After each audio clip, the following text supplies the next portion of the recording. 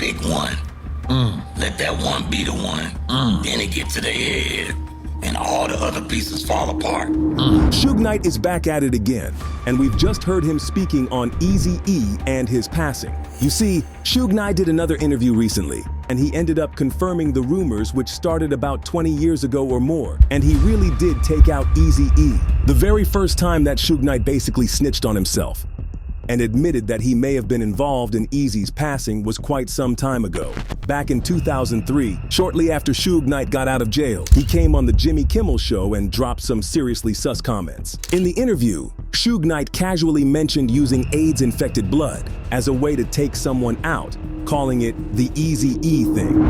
This is a new thing, right? Yeah. See, if somebody gonna do something about it, see, technology is so high, right? Right. So if you shoot somebody, you go to jail forever. So the kids, you don't want to go to jail forever, right?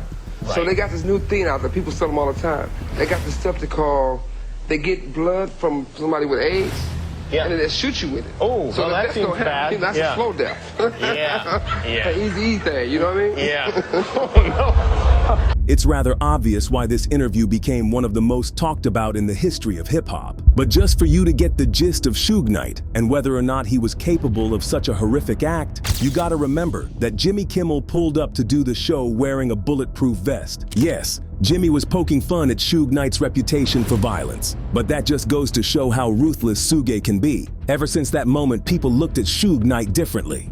I mean, he basically told on himself and gave us all a reason to believe that he had something to do with Eazy-E's death, and don't get it twisted, he wanted Eazy out of the game. The beef between Suge Knight and Eazy-E wasn't just a war of words.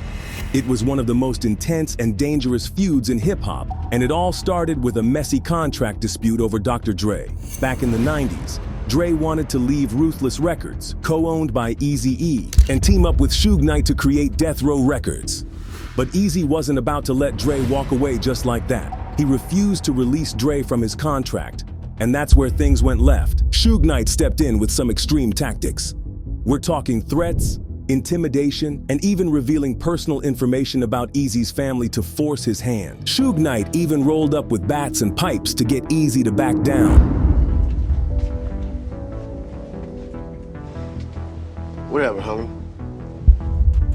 If you've seen Straight Outta Compton, you know there's a scene showing Suge Knight physically attacking Eazy over the whole situation. Make no mistakes about it, this beef was real and heated. But Eazy wasn't the type to back down either. His manager at the time, Jerry Heller, said that Eazy was so fed up with Suge Knight that he considered retaliating in the most extreme way, plotting to have Suge Knight eliminated. But Jerry talked him out of it, only to later admit that he regretted stopping Eazy. After Eazy-E's death in 1995 from AIDS-related complications, all kinds of theories exploded. Many pointed the finger at Suge Knight, especially after his 2003 appearance on Jimmy Kimmel Live. And recently, we've had another interview which only confirmed the fact that Suge Knight definitely had what it takes to do exactly what he talked about during the show back in 2003. During his talk with Michael Franzese, Suge Knight was asked about the music industry and just how deep the ties run within the game. Suge's reply was the scary bit. He said he was doing anything that he had to for himself and those around him. I was in the music business, doing what I did to do to take care of me and mine. No more, no less. And I think all the stuff that we can share, it can be a life lesson once. And Suge Knight did just about everything that he possibly could to stay on top of the music business for the longest time. Back in 1992, Suge Knight went off on 2 rappers at gunpoint in a recording studio. He didn't just threaten them, he made them strip naked and even pistol whipped them. Then in 1996, right before Tupac got shot, Suge Knight was part of a group that assaulted a gang member, Orlando Anderson. Oh, and let's not forget the time in 2003 when he attacked a parking valet outside a nightclub in LA over who knows what. Suge Knight's criminal record ranges anywhere from domestic assault to armed robbery and possession. But the big one that took away his freedom was back in 2015 when he ran over and took another man's life. It was a case of hit and run, and Suge Knight ended up pleading no contest to voluntary manslaughter. That landed him a 28-year prison sentence. Suge Knight did it all to secure the bag. But he had ties to the mob Piru Bloods, and they followed him throughout his career. It's part of what made him so feared and respected in the industry. All that violence and drama eventually caught up with him. Suge Knight's actions didn't just ruin his reputation.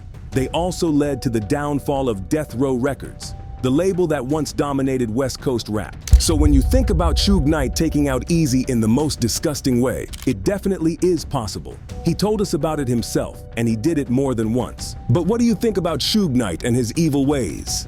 Let us know about it below in the comment section.